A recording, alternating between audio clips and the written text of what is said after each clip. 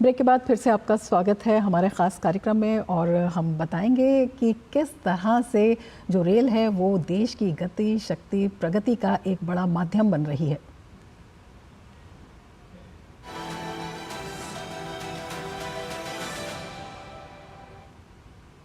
चर्चा की शुरुआत करेंगे, लेकिन उससे पहले आपको बता देते हैं कि क्या कुछ कहा रेल मंत्री अश्विनी वैष्णव ने।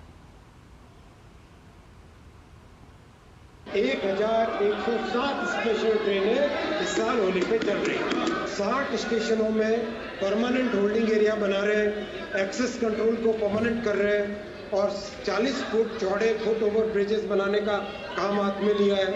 सब जगह सीसीटीवी कैमरा लगा रहे हैं, एक्स्ट्रा वॉर रूम बना रहे हैं। टोटल फ्लीट में से जो स्लीपर और जनरल कोचेज हैं वो 56,000 स्लीपर और जनरल कोच है और एसी कोच मात्र 23,000 है, यानी 70% है स्लीपर और जनरल कोच अध्यक्ष जी और 30% है AC coach. Continuously general coach बनाने का प्रयास बढ़ाया जा रहा है। 17,000 जनरल कोच बनाने का प्रोग्राम ऑलरेडी सैंक्शनड है।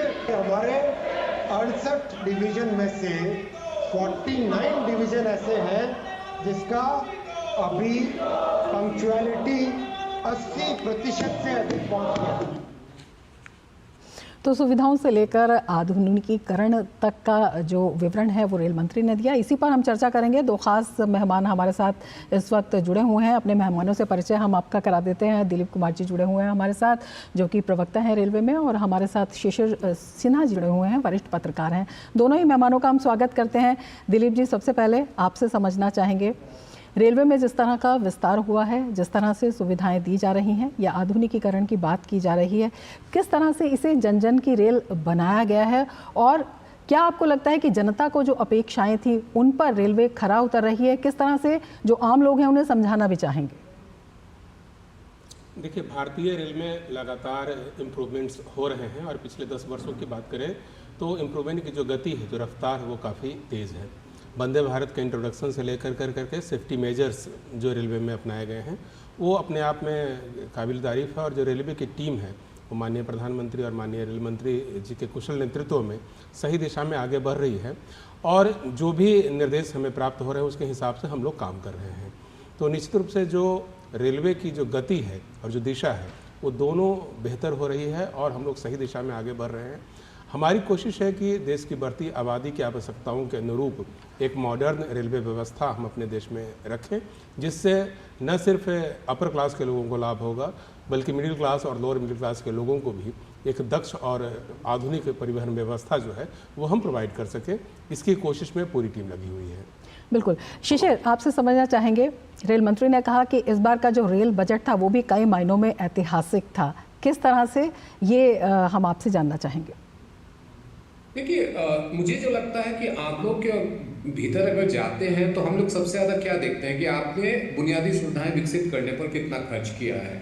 अब उन आंकड़ों को देखें तो कई लोग निराशा जताएंगे कि वो रकम तो बढ़ी नहीं है, लेकिन हमें ये ध्यान में रखना है कि वो खर्च कहाँ हो रहा है। तो अगर सुरक्षा पे खर्च हो रहा है, संरक्षण पे खर्च हो रहा है, वो काफ़ी महत्वपूर्ण है, क्योंकि अभी के समय में जिस तरीके से रेलवे का विस्तार हुआ है, जिस तरीके से रोज़ नई नई गाड़ियाँ आ रही हैं, चाहे हम वंदे भारत की बात करें, चाहे अमृत भारत की बात करें, ऐसे में सुरक्षा बहुत ही महत्वपूर्ण हो जाता है, संरक्षण बहुत ही महत्वपूर्ण हो जाता है। जो सुविधाएं हैं उनके रखरखाव पे क्या खर्च होता है ये महत्वपूर्ण है। देखिए, नई पटरियाँ बिछा देना और नई गाड़ियाँ चला देना काफ़ी नहीं होता है, ये बहुत ही अहम तथ्य है। दूसरा जो मुझे महत्वपूर्ण लगा कि रेलवे अपने जितने भी उनके खर्च है वो अपनी आमदनी से मीट कर पा रहे हैं, उससे मिल पा रहे हैं।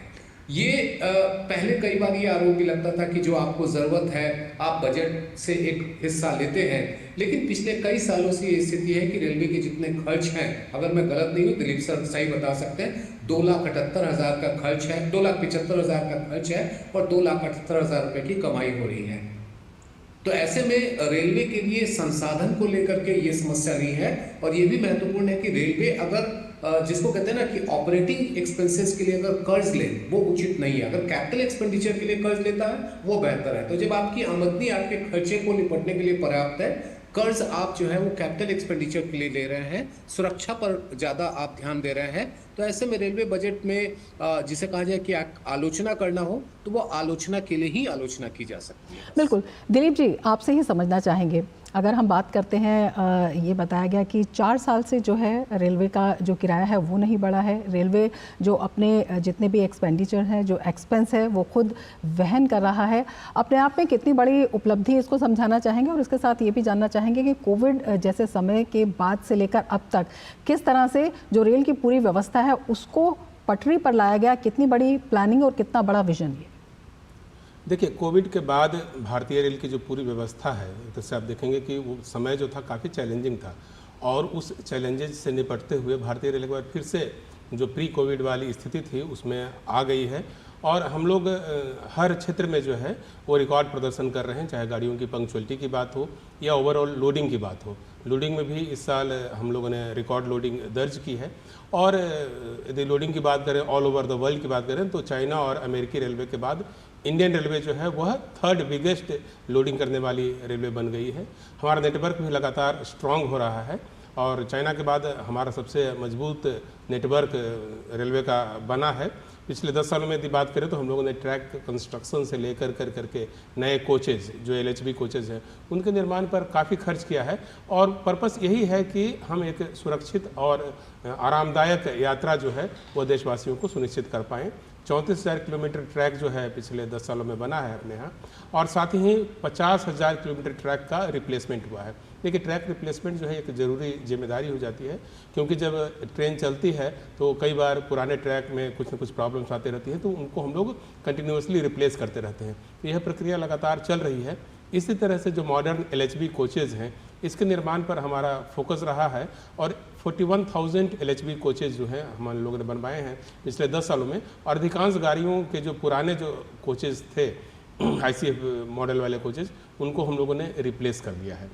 बिल्कुल। शिशिर, आपसे समझना चाहेंगे, जिस तरह से जो इंफ्रास्ट्रक्चर है रेलवे का वो लगातार मजबूत किया जा रहा है, मॉडर्नाइज भी उसे किया जा रहा है, ये अपने आप में जब हम इसको रेलवे को विकास यात्रा के साथ जोड़ते हैं वो कितना अहम है? और जिस तरह से हमने देखा कि रेल मंत्री ने उत्तर पूर्व का ख़ास तौर पर जिक्र किया, कई अन्य राज्यों का भी जिक्र किया, तो ये अपने आप में कितनी बड़ी उपलब्धि हो जाती कि उन क्षेत्रों में जहाँ पर एक परिवहन बड़ी समस्या बना रहता था वहाँ तक जो है वंदे भारत पहुँच रही है, वहाँ तक आधुनिक सुविधाएँ पहुँच रही हैं।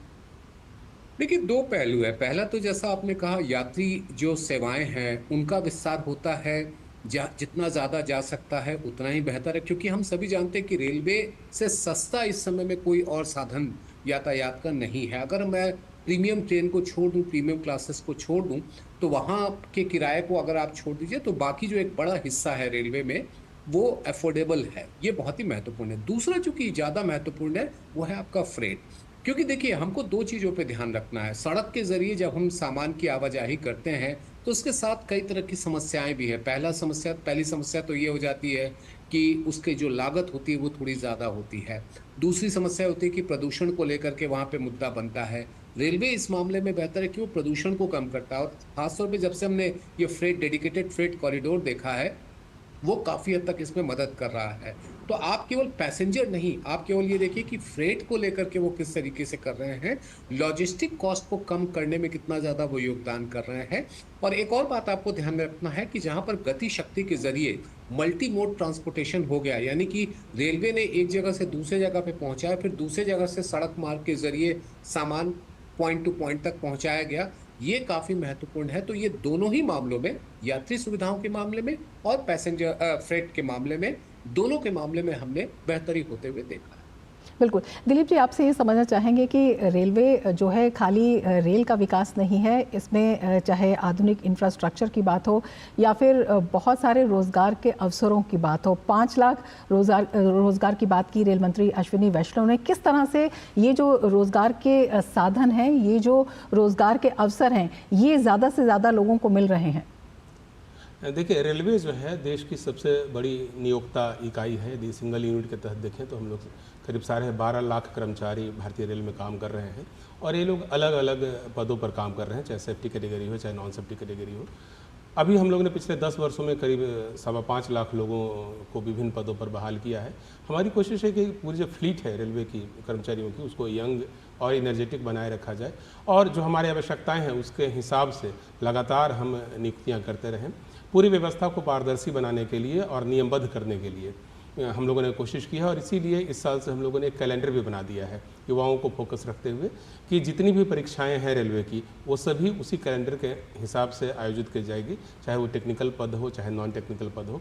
और उसी कैलेंडर के हिसाब से हम लोग लोको पायलट है, गैंगमैन है, ट्रैफिक पोर्टर है, स्टेशन मास्टर है, टिकट चेकिंग कर्मचारी हैं या कमर्शियल और स्टेशन के कर्मचारी हैं, इन सब की बहाली जो है अब हम लोग उसी तरीके से कर रहे हैं। और हमारे जो रेलवे रिक्रूटमेंट बोर्ड है काफ़ी बेहतर तरीके से सारे एग्ज़ाम्स को कंप्यूटराइज्ड बेस्ड जो सिस्टम है उसके आधार पर संपादित कर रहा है और यह काफ़ी विश्वसनीय एग्ज़ाम प्रणाली है जिसमें हमें सफलता प्राप्त हुई है।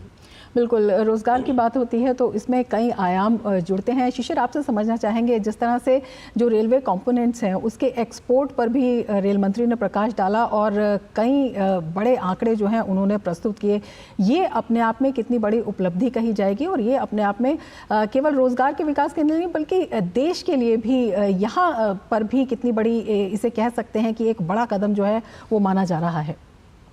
रोजगार के मामले में एक छोटा सा मुद्दा मैं जोड़ना चाहूंगा जो अभी दिलीप जी ने कही है बात कि हम लोग 5 लाख जो संख्या देख रहे हैं वो तो डायरेक्ट एम्प्लॉयमेंट है। अगर आप इनडायरेक्ट एम्प्लॉयमेंट देखिए, क्योंकि रेलवे का स्टेशन बनना, चाहे वो छोटा स्टेशन हो, बड़ा स्टेशन हो, जंक्शन हो या फिर रेलवे की पटरियां बिछाई जाए, वहां पर जिस तरीके से विस्तार होता है तो इनडायरेक्ट वे में कितने लोगों को रोजगार मिलता है इसकी भी गणना की जाए तो आपको पता चलेगा ये आंकड़े काफ़ी ज़्यादा पहुंच जाते हैं।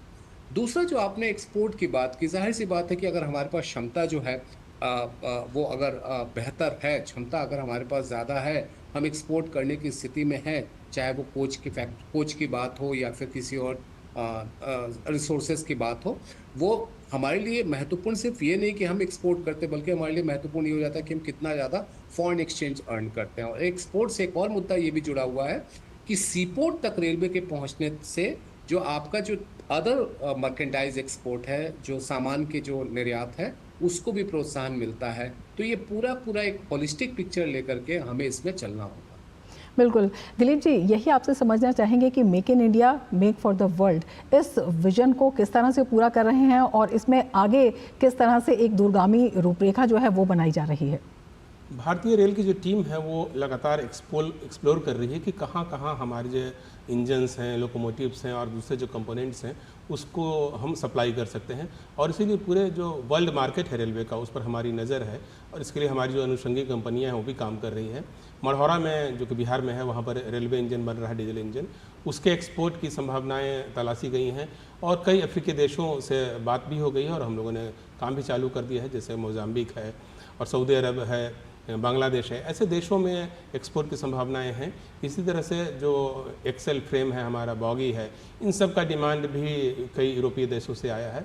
तो जहाँ से डिमांड आ रहा है, इसके अलावा जो टेक्निकल एक्सपर्टाइज़ है भारतीय रेल की, वो भी अपने आप में काफ़ी विशिष्ट है और इस टेक्निकल एक्सपर्टाइज़ की डिमांड जो है कई एशियन कंट्रीज़ में है और साथ ही कई अफ्रीकी कंट्रीज़ ने भी हमसे टेक्निकल सपोर्ट प्राप्त किया है और फ्यूचर में भी वो हमारी ओर ज़्यादा बेहतर संबंध के लिए उत्सुक हैं।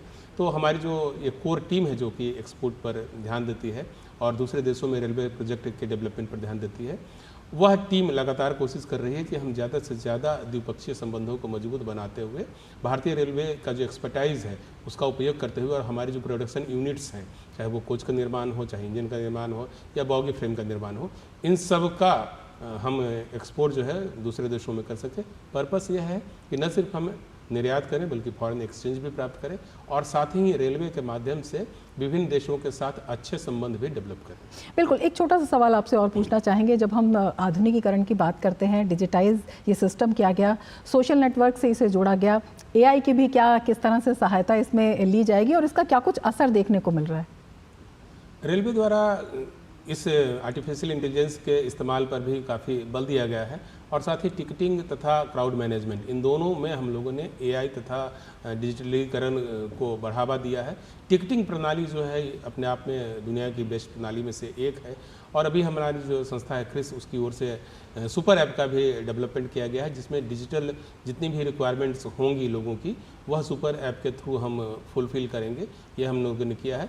टिकटिंग के मामले में आप जानती हैं कि हम लोगों ने न सिर्फ रिजर्व क्लास की बल्कि अनरिजर्व क्लास की जो टिकटिंग है उसको भी पूरी तरह से डिजिटल कर दिया है और हम लोगों ने सारे जो टिकट हैं उसको जारी करने की जो प्रणाली है उसको हम लोगों ने एकीकृत कर रखा है। तो इसके माध्यम से हम यात्रियों को बेहतर तरीके से सर्व करने में बिल्कुल, और सफल हुए हैं। सोशल मीडिया जो है वो भी डायरेक्ट कांटेक्ट का एक बड़ा माध्यम साबित हो रहा है।